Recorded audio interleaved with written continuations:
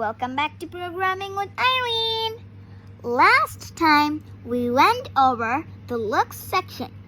Let's take a look at the blocks in the sound section today. I have opened up a new project in the Scratch editor.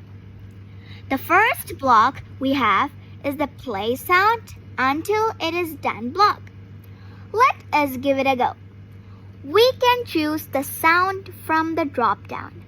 If we need any, we can add more sounds from the Sounds tab.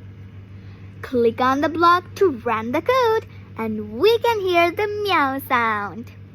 Now we have another block right under the play sound until it is done block. It is the start sound block. We can also try this. This is also playing the meow sound. So, what is the difference between this one and the play sound until it is done block? Well, as the name says, the play sound until it is done block will wait until our sound finishes play. If we have any other blocks attached to this block, they will be executed only after the sound finishes play. But the start sound block does not wait for the sound to finish playing. We can test this by adding a glide to random position block from the motion section. You remember this one, right? Wait, you don't? So, you didn't watch the previous video on the motion section? Pause this one. Watch and learn about the motion blocks and then let us continue with this one. Go on. I will be waiting here. Okay. Now that you know about the glide block, let us try joining it with the play sound until it is done block. Click on the block to run it and see the cat is gliding only after the meow sound finishes playing. How about the other block? Let us try adding another glide block to the start sound block. Here we go. The cat immediately starts gliding. And the sound is also playing. So, if you want the sound to play in the background and keep going at other things, use the start sound block. Else, you can use the play sound until it is done block. Next block helps us to stop all playing sounds.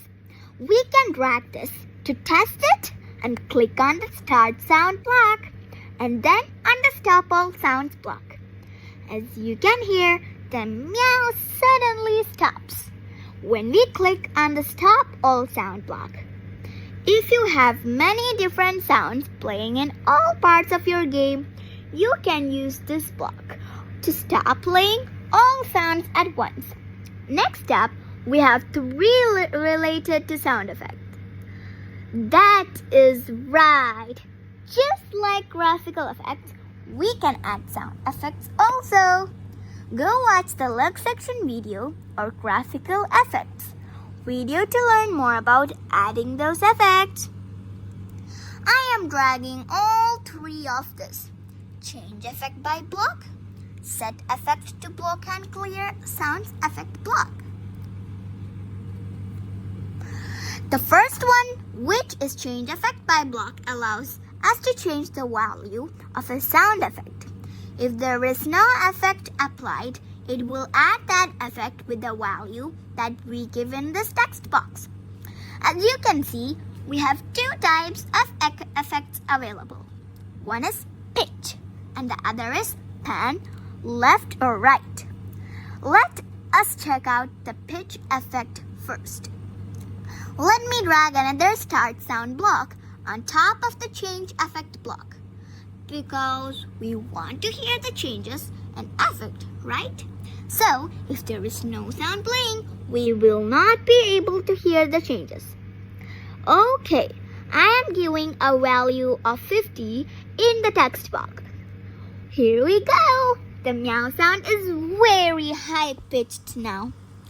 Sounds like a cute kitten. Now let us try changing it back to the original state. I'm going to give a value of -50 and the meow sound normal now. Just before. Now let us try giving it -50 once more and try.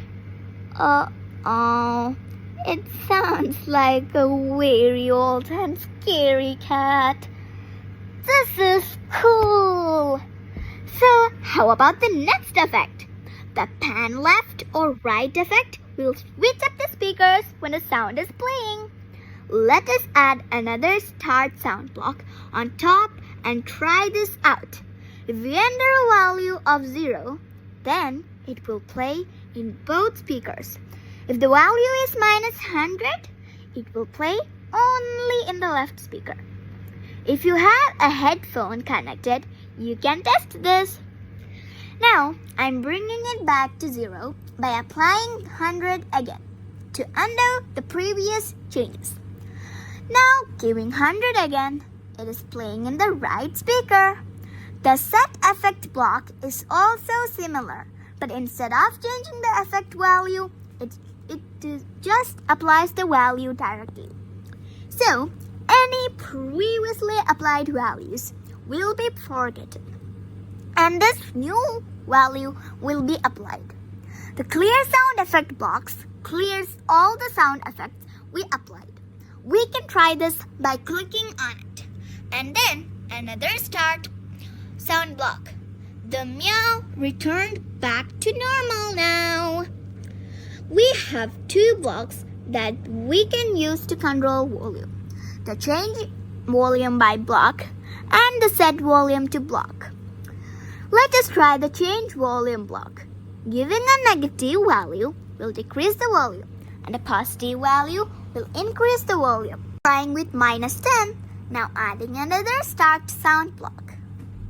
Yeah, the volume is definitely lower now. We can set it back to the original value using the set volume to block. I am giving 100 as the percentage value and clicking on it to apply. Trying the start sound again. And now the sound is playing in the original full volume. If you want to display the volume, we can use this little volume block. So, when we decrease or increase the volume using the change or set volume blocks, we can see the current values of volume with this one. Right now, when I click on it, it shows 100. If I change volume by -10 and click on the volume block, it is showing 90. So that's it. We have covered all the block in our sound section. Next, we can go through the event sections in our next video. See you all the next time.